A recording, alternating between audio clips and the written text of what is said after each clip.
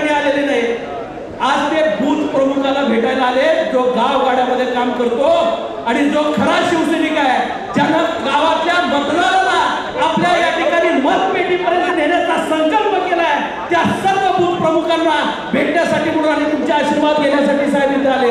आपण त्यांना आश्वस्त करायचं आहे येणाऱ्या जिल्हा परिषद, नगरपालिका आणि महानगरपालिकेमध्ये साहेबांच्या विचारांचा भगवा परत फडकणार की नाही?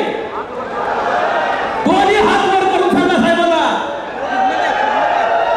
साहेब साहेब समोर जे हात वर आहेत ते तुमच्यासाठी म्हणून इथं आलेले आहेत आणि तुमचा धनुष्यबाण